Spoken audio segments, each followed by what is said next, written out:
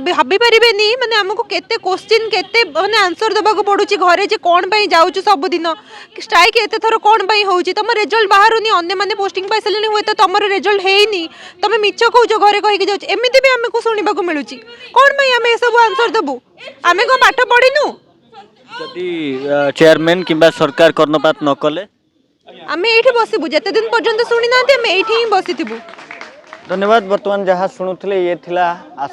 नमस्कार। जितेबले राज्य रे किंबा देश रे कहतु युवपीढ़ी को लेकिन आम भविष्य चिंता करती वर्तमान चिंता करती से सरकारी प्रशासनिक कल हो किंबा राजनैतिक स्थिति हो सबू जगह युवक मानक वर्तमान युवक युवती मानक अग्राधिकार दि जाए किंतु आज जदि कहे राज्य रे एमिति एभली चाकरी को लेकिन वर्तमान समस्या उपजी युवपीढ़ी आज युवपीढ़ी माने चाकरी न पाई हा हताश हो बुलूचंती एवं अभिनव धरण में प्रतिवाद करुचंती सरकार सामने गुहारी करुचंती लक्ष लक्ष टंका खर्च करी पाठ पढ़ी शेष में चाकरी न पाई केउ भली भाबे शीत खरा काकर रे दिन दिन राति राति ऑफिस आगे धारणा देउचंती। वर्तमान ये जो दृश्य देखाइबी ये दृश्य हेउची आलू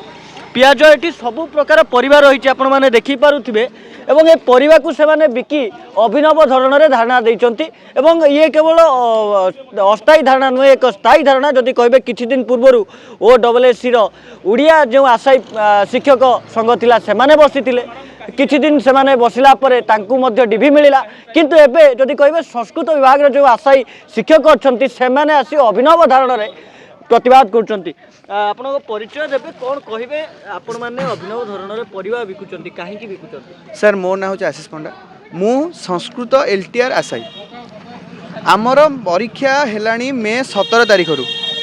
मे 17 तारिख परे आमर गोटे छोटिया लिटिगेशन थिला जहाँ को कि डिसेम्बर 9 तारिख रु मुख्य न्यायालय आमर हाईकोर्ट मान्यवर हाईकोर्ट ऑर्डर देइचंती कि तुमे रिजल्ट काढ एमानंकु अपॉइंटमेंट दियो कारण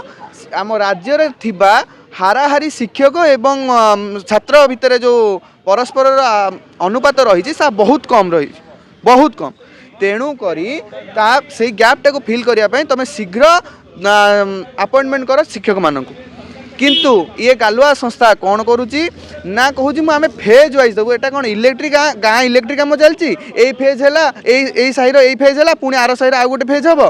एटी शिक्षक मान अपॉइंटमेंट चली ना इलेक्ट्रिक कम चलती आज्ञा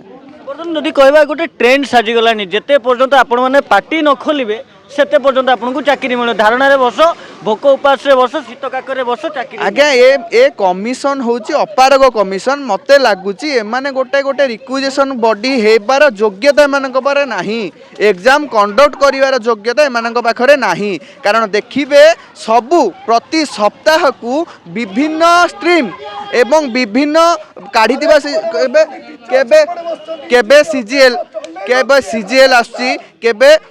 CHSL आसुचंती केबे HNDUD आसुचंती कोन भाई आमे एठी काहे आसीबु तमे काढिबो तुमे केमिति सुरुखुरे चलबो एटा तमे जानिबो गोटे गोटे रिक्विजिशन को एमाने नौचंती टार्गेट 2 वर्ष आमे टाणीबु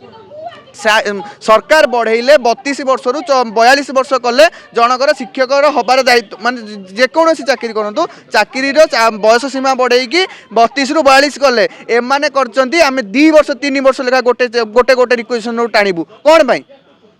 मोर गोटे कथा आउ गोटे कथा सरकार जो कहउचंती आमे लोकंग सरकार ताहले जदि जदि निर्वाचन फलाफल जदि भोट फलाफल भोट हेबार 8 मास पर्यंत चलिबो भोट फलाफल जदि 8 मास पर बाहरिबो कोन ए देश सहिबो काहे सब बेले आमे छात्र काहे युवपीढ़ी काहे सहिबू आशाई काहे सहिबू गला कथा आपण माने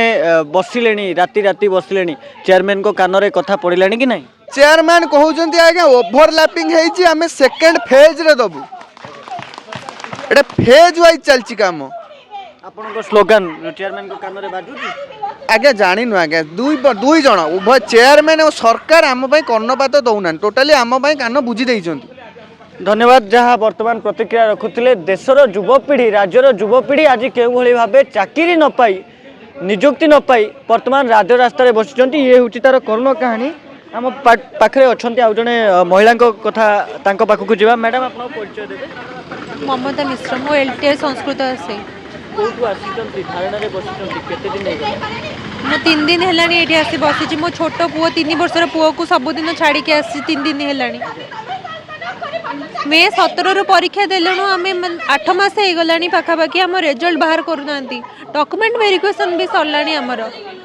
ଆମ ରେଜଲ୍ଟ ଆମେ ଏପର୍ଯ୍ୟନ୍ତ ସିଓର ନୁହଁ ଆମେ ଚାକିରି ପାଇବୁ କି ଆମର କ'ଣ ମାନେ ଆମ ସ୍ଥିତି ଆମେ କ'ଣ ଆମେ ଜାଣିନୁ। ଏକ୍ଜାମ୍ ଆମର କ'ଣ କ୍ୟାନସଲ୍ କରିବେ କି କ'ଣ ଆମେ ଏପର୍ଯ୍ୟନ୍ତ ସେ ଜିନିଷ ବି ଜାଣିନୁ। ଆମକୁ ରେଜଲ୍ଟ ଦେଇକି ଆମକୁ କେମିତି ଯଥାଶୀଘ୍ର ଚାକିରି ଦେବେ। ନଭେମ୍ବର 15